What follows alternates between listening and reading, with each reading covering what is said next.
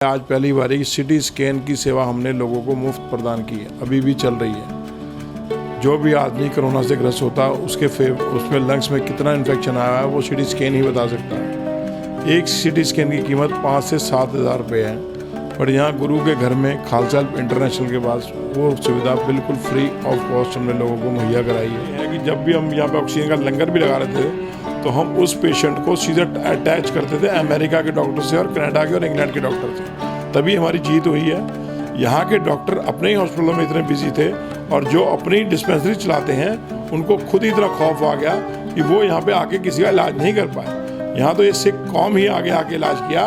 हमने नहीं देखा कोई पॉजिटिव है या नेगेटिव है। अगर हम इस चीज़ को देखते तो कई हज़ारों लाशें यहाँ गिरी होती। हमारे लिए कोई नेगेटिव पॉजिटिव नहीं, हमारी कोरोना से दोस्ती हो गई थी।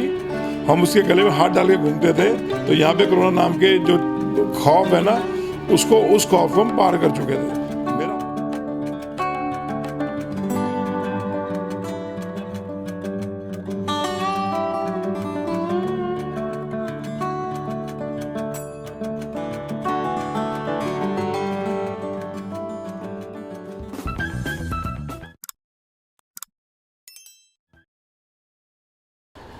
नमस्कार, मैं हूं तेजिंदर और आप देख रहे हैं नेशन टाइम।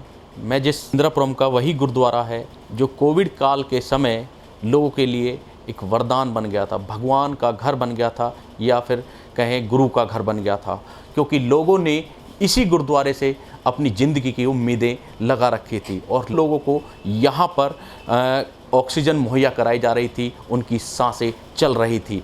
ऐसे में क्योंकि यहाँ पर जो ऑक्सीजन मैन के नाम से फेमस हुए थे गुरमीत जी, जो यहाँ के प्रेसिडेंट हैं, वो मेरे साथ हैं और उनसे हम बात करेंगे, क्योंकि यहाँ आने की एक मुख्य वजह यह भी है कि ये कारवा यही नहीं रुका है। जो जन सेवा का कारवा है वो यही नहीं रुका है। इससे आगे अब एक बड़ी प्लानिंग की गई है। सेवा का जो कारवा है वो किस तरह से आगे बढ़ेगा। गुरमीत जी, आप ये बताइए कि अब जो तैयारियाँ हैं वो कैसी हैं और अब क्या है आगे का प्लान।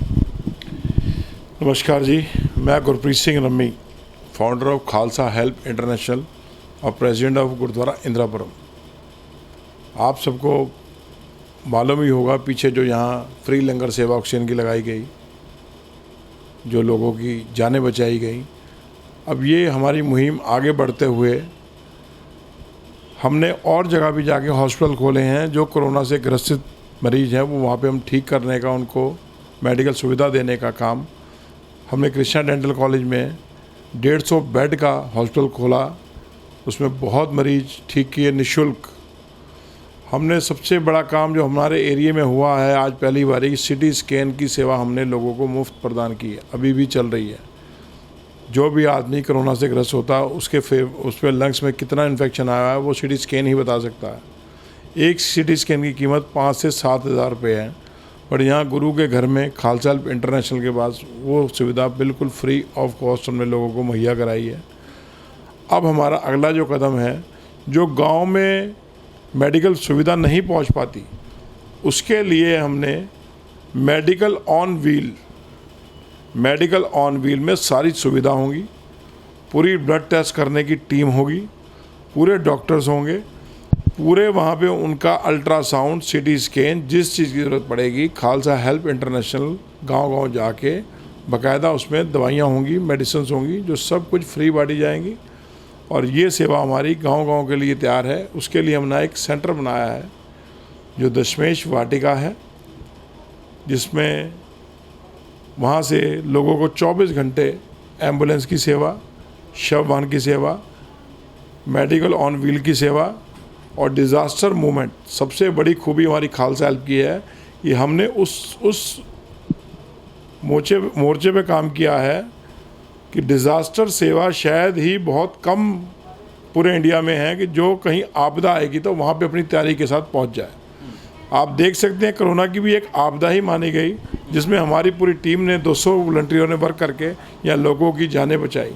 वही चीज़ हम पूरे इंडिया में करने जा रहे हैं।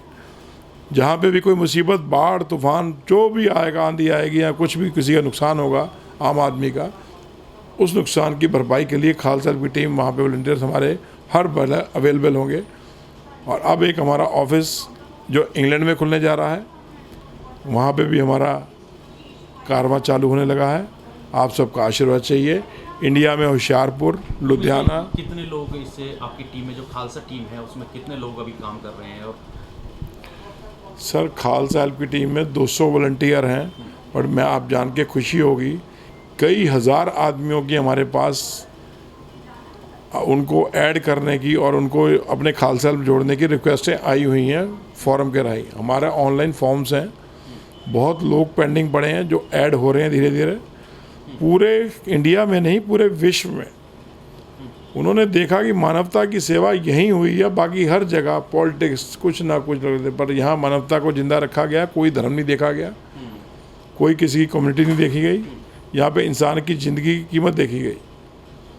गुरमीत जी, अगर बात करें हम, जो आपने बताया, जो हम अब अभियान चलाएंगे, आप गांव-गांव में जाकर ब्लड टेस्ट होंगे और तमाम जो भी जिनको परेशानी होगी उनका चयन कैसे होगा, उन गाँवों का चयन कैसा होगा, थोड़ा उसके बारे में बता दीजिए।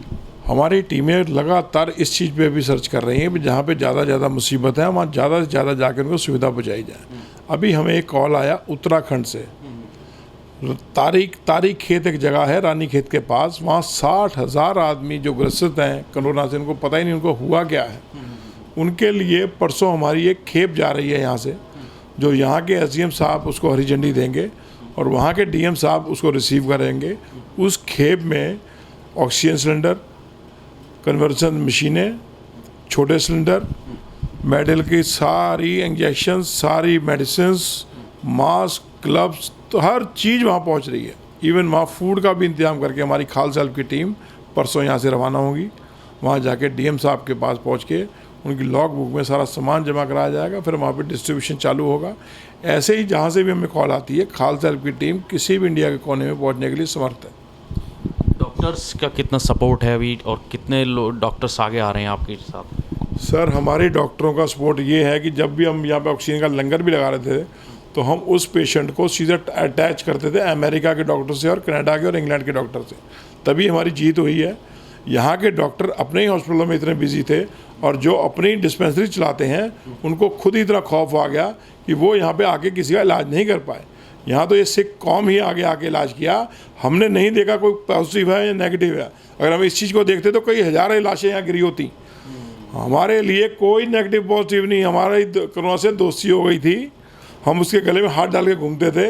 तो यहाँ पे कोरोना नाम के जो खौफ है ना, उस खौफ को हम पार कर चुके थे। मेरा बेटा तक ग्रसित हुआ कोरोना में, सेवा करते करते हुआ। मैं ग्रसित हुआ 2 बारी, बेटा भी हुआ, मेरी पूरी फैमिली हुई। पर ये है कि डर के आगे जीत है, तो तभी ये कामयाब हो पाया, तभी इस। सुमित जी, मेरा एक आखिरी क्वेश्चन है, क्यों अब तीसरी वेव की बात की जा रही है जो कि बच्चों को लेकर काफ़ी चिंता जताई जा रही है, अब उसके लिए भी कुछ आपकी तरफ से तैयारी की गई है? अगर इस टीम के द्वारा जो अभी कोरोना काल सेकंड वेव पास कर चुके हैं और तीसरी लहर की कब पता नहीं कब आ जाए, हर आदमी की प्रेडिक्शन है, बाहर के डॉक्टर्स की प्रेडिक्शन है, पूरे कनाडा, चाइना, हर जगह प्रेडिक्शन है भी ये लहर आएगी। उसके लिए खालसा हेल्प इंटरनेशनल अपनी तैयारियां पूरी कस ली हैं। बट एक आप लोगों को बता दूं, उसमें ऑक्सीजन की ज़रूरत नहीं पड़ेगी, उसमें कुछ और प्रॉब्लम्स आने वाली हैं। आप अपने बच्चों का ज़रूर ध्यान रखें। एक चीज़ को नोटिस करें कि आपका बच्चा खाना खा रहा है रेगुलर के नहीं खा रहा। पहला सिम्टम उसका जो बताया जा रहा है, जैसे डॉक्टर से हमारी बात हुई है कि अगर बच्चे ने खाना खाना छोड़ दिया या खाना खाने के लिए उसको प्रॉब्लम्स हो रही हैं, तो समझ लेना कोई ना कोई प्रॉब्लम कोरोना से रिलेटेड भी हो सकती है। तो आप जल्द से जल्द किसी डॉक्टर से कॉन्टैक्ट कीजिए और इस महामारी को, तीसरी वेव को हमें फेस करने के लिए पूरे अमेरिका, कनाडा, इंग्लैंड, हर जगह से डॉक्टरों से सलाह लेके हमें जो मेडिसिन चाहिए वो हम कलेक्ट कर रहे हैं और उसकी सेवा हम लोगों में लगाएंगे। बहुत बहुत धन्यवाद। ये थे हमारे साथ गुरमीत जी, जो कि बता रहे हैं कि इस तरह से खालसा हेल्प जो है वो अब काम करेगी और जो इस कारवा को गांव-गांव तक पहुंचाएगी। गाजियाबाद से तेजिंदर सिंह, नेशन टाइम।